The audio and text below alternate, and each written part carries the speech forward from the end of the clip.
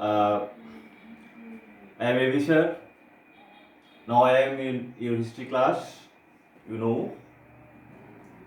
And for today's lesson, we are going to discuss on the topic of fourth chapter, and we have divided this today's lesson by two parts. One is geography in the Vedas and Vedic age and archaeology.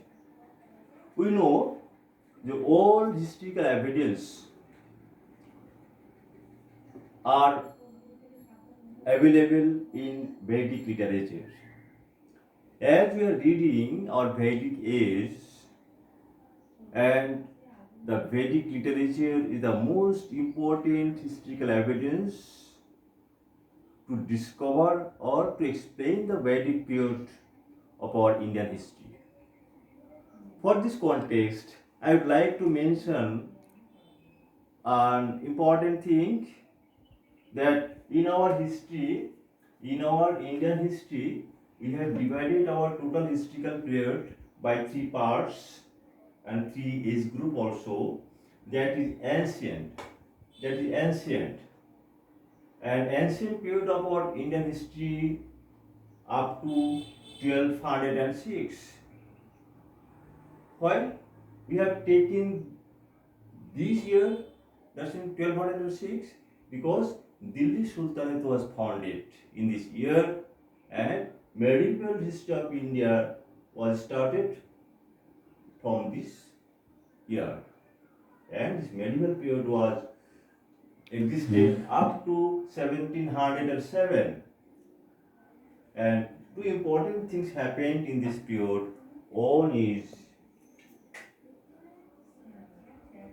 Sultan period, Delhi Sultanate, and another is Mughal Empire that was started from 1526. First war of Panipat. And after death of Aurangzeb, our modern history of India was started. Okay, but why I am mentioning this time period? In this context, it is most important that this period of ancient history, ancient Indian history, if we want to know the information about our ancient period, we must have to know the ancient period of Indian history. From the beginning, I mean prehistoric age, there was no historical evidence, some historical archaeological evidence we have got, and we tried to discover the historical evidence of that period. Anyway, our today's topic is geography in Vedas, and I will explain again that when I discussed in your class the migration of Aryans, we know actually Aryans are migrated from outside of India and they have come in Indian subcontinent outside of India.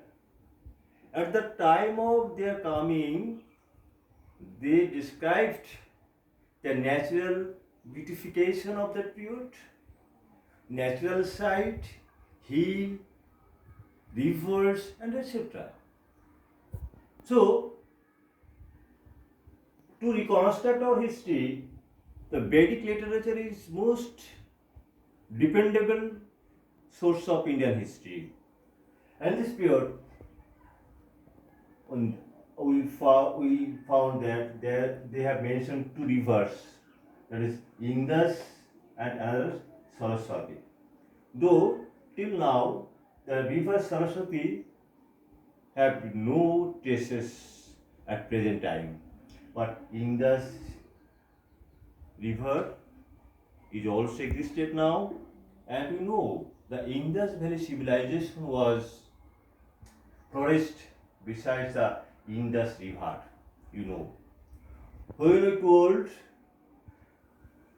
the Indus Valley civilization, we have described in our classroom how Indus Valley civilization was established, and they have settled themselves in these river areas. And if we divide this period, one in early Vedic period and that is later Vedic period. But in later Vedic period, they have mentioned two rivers, name is Ganga and another is Yamuna.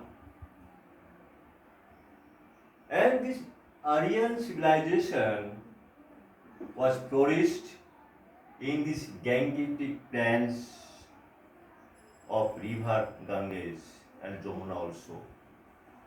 And the Aryan settlements had shifted Punjab to Haryana when at the time of later Vedic. Then one thing we remember from the early years, they have gradually changes their inhabitant area and their lifestyle also. And in later Vedic age, we found that they were the most economic source of the Aryans were the cultivation. So the prevalence of cultivation in the later Vedic periods is another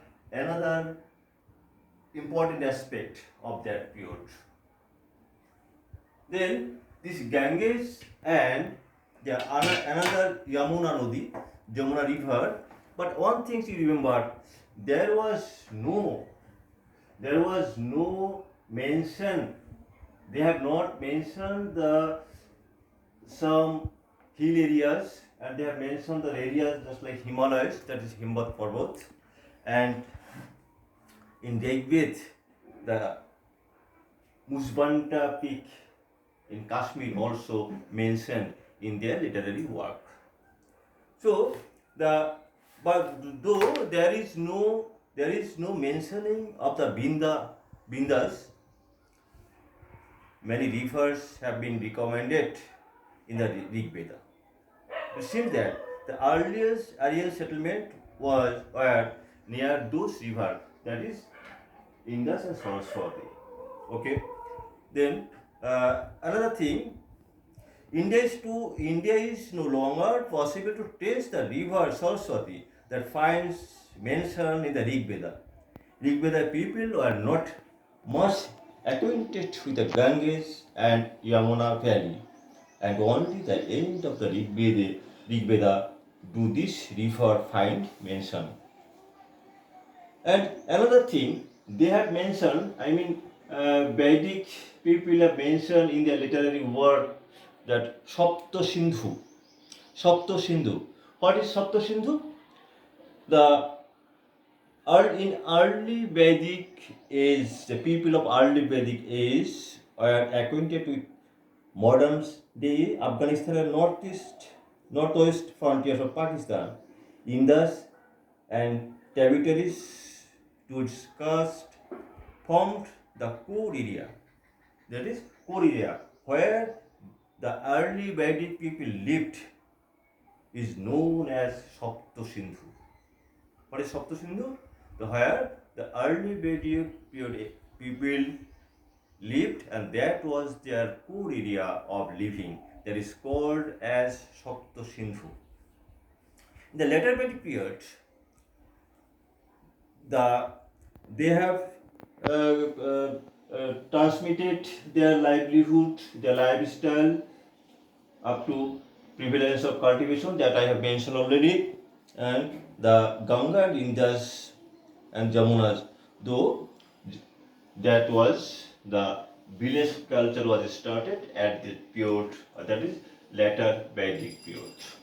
Okay, then this is the everything, and our second topic that already I have mentioned you, that I am going to discuss the Vedic age and archaeology. Already I have told you all archaeological evidence are available in Vedic literature. Then what type of archaeological evidences are available in our Vedic literature? This is the most important question. For our the benefit of our discussion, if we divide this period, that is archaeological evidence, early Vedic period, evidence of archaeological evidence of early Vedic period, and archaeological evidence of later Vedic period.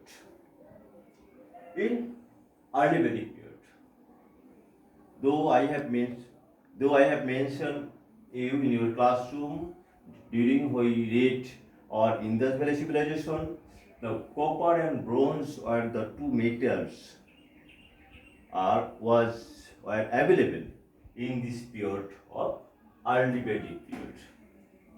And another thing, iron. In the people of early Vedic age, they did not know how to use the iron, and iron was not invented at that period.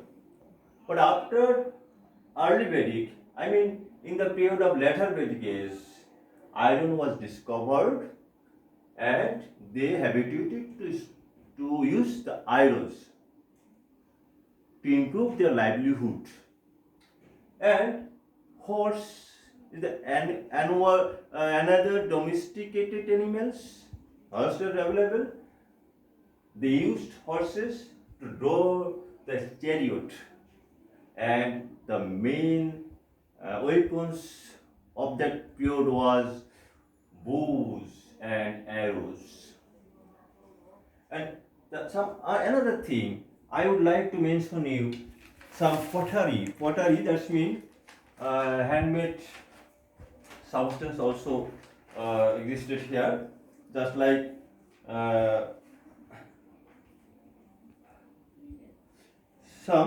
there are some pottery work also available here. That's called the painted grey ware pottery. That is abbreviation of PGW. Pottery has been founded in Bhagwanpur of Haryana. And another thing, this period of Vedic age was flourished, and the evidence of that period, that means I want to say the archaeological evidence are available in the Arjanti Khetra, Atlanti Khetra, Hastinapur, and Ahitatra. All these cities or places are in UP, now in UP state, and just like I mentioned to you for your information, Ahitatra now in the Bareilly district of Uttar Pradesh, that is UP, near Ramnagar village. Hastinapur, it is also under in UP Uttar Pradesh, the capital king of Kuru, also mentioned the Jain text, in located on the right bank of Ganges river.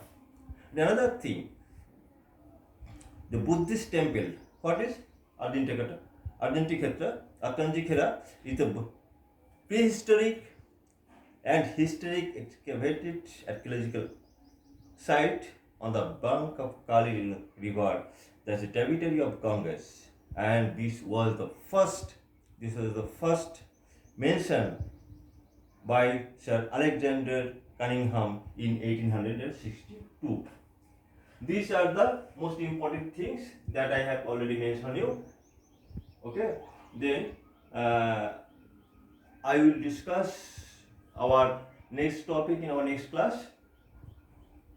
I will request all of you to follow the video, and various type of answer you will available through this video. Okay, I am sending this video for your information. Okay.